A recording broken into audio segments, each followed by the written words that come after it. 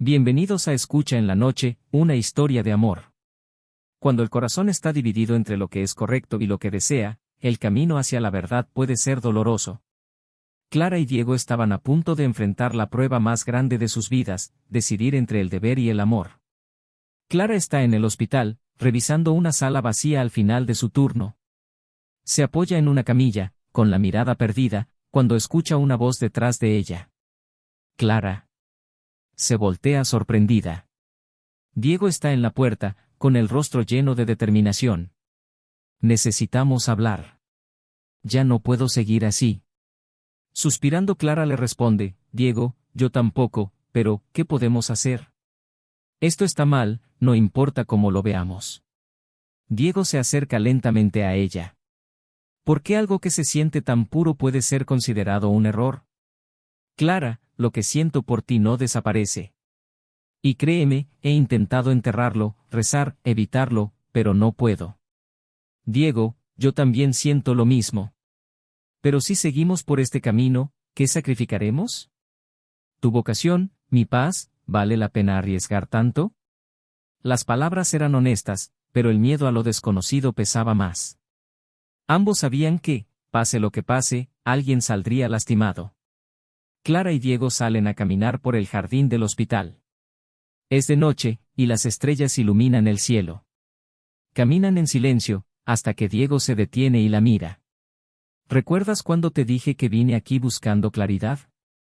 Pensé que este lugar me daría respuestas, pero lo único que he encontrado es más confusión, y a ti. Yo vine aquí buscando un nuevo comienzo, algo que me alejara de los problemas. Pero contigo, todo se siente como una complicación, y al mismo tiempo, como si fuera exactamente donde debo estar. Clara, lo miraba con una sonrisa triste.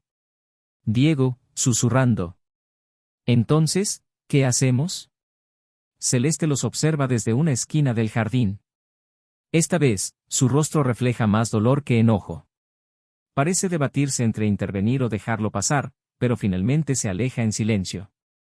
A veces, los actos de otros también pueden cambiar un destino. Y esa noche, Celeste tomó una decisión que sería crucial. Al día siguiente, Diego está hablando con el padre Mateo en la iglesia. Padre, estoy en un punto donde no sé si puedo seguir. Lo que siento por Clara, es más fuerte de lo que puedo manejar. El padre Mateo calmado responde. Diego, el amor no es enemigo de la fe.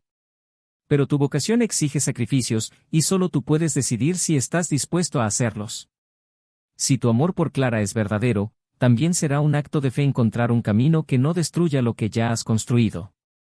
Mientras tanto, en el hospital, Clara recibe una carta anónima. Al abrirla, reconoce la letra de Diego. La carta es breve pero precisa. Clara, esta noche te espero en el jardín de la capilla. Necesitamos tomar una decisión juntos. Sea cual sea, quiero que lo hagamos como una sola alma. Clara suspira profundamente, sabiendo que este encuentro definirá todo. Esa noche, Clara llega al jardín. Diego ya está ahí, de pie bajo la luz de la luna. Cuando la ve, sonríe suavemente, pero su rostro refleja la carga de lo que está por venir. Gracias por venir. Sabía que debía estar aquí. No importa lo que pase después. Se miran a los ojos, ambos sabiendo que este es el momento de la verdad. Clara, mi vida siempre ha estado dedicada a servir a los demás. Pero ahora entiendo que amar también es una forma de servicio.